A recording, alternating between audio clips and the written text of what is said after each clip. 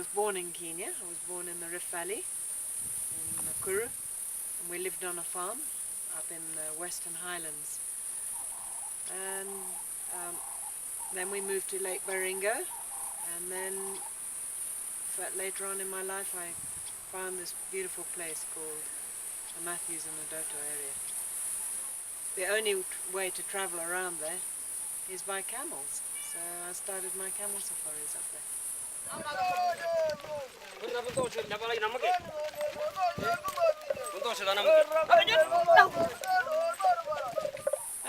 Camels are the most wonderful animal. Even if you've got no food, no water, you can go for 3-5 days. You don't have to worry about them. They're strong. They're very easy to pack. You sit them down and you pack them properly. You do a good job before you leave, and they can walk 20, 30, 40 kilometers in a day without worrying about a thing.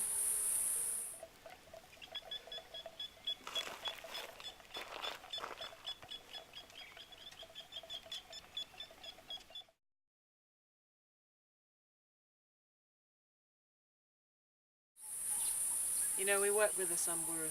They are they're lovely people to work with. People come on safari and they just can't believe that these people are they can do anything, and they start looking up at these people and thinking, God, we can learn so much from these people. They're just so happy.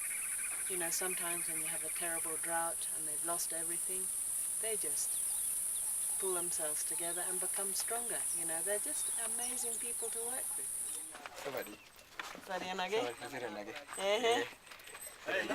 Hapa chini karibu na Langata na Nyuki.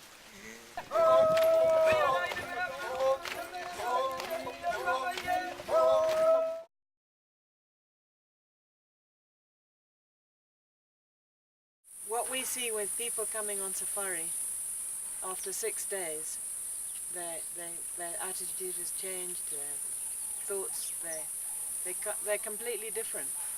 And people write it often in the visitor's book.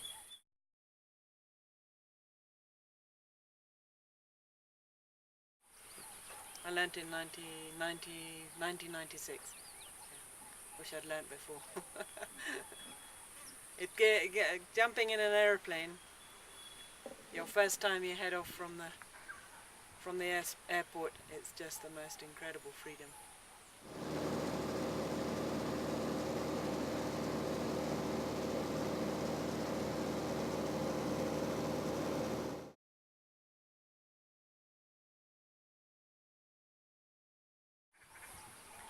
After about 15 years of walking through this area, I'd noticed a lot of changes were taking place.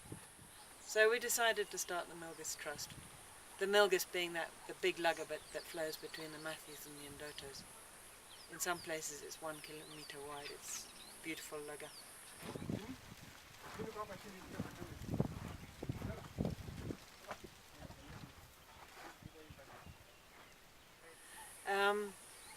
Anyway, we just decided that if we didn't do something, it would be irresponsible. So we started the Milgis. We started with one scout. We had a wounded elephant. He'd been shot in the knee. We had 2 scouts looking after this guy. Started off with one, then he was a bit lonely, so we took another one on.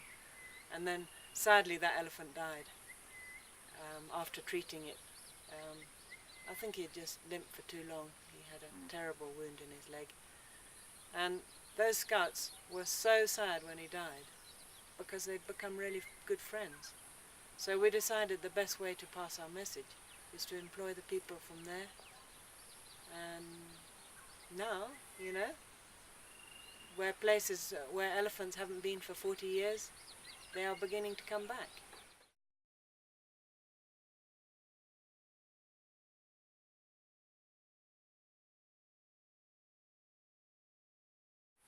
Milgis is all about conservation. Conservation of those beautiful forests. Each mountain has its own forest and forest type and all the wildlife in it.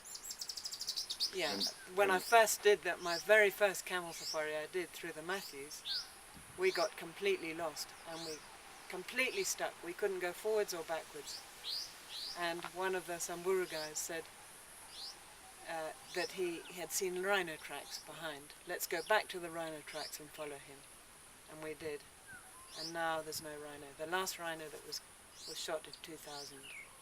So actually we should have started the Milgis Trust a long time ago. But,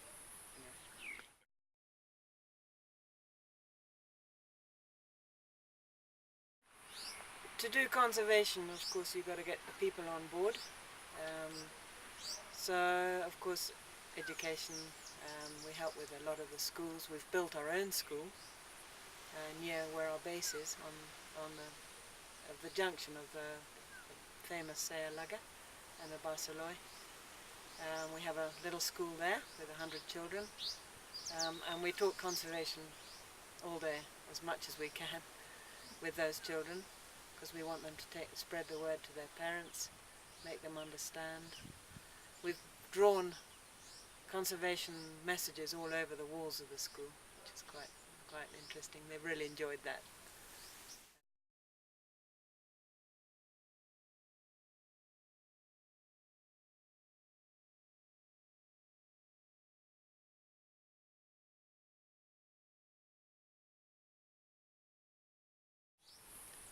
You know, it's an incredibly remote area. It's quite difficult to get to.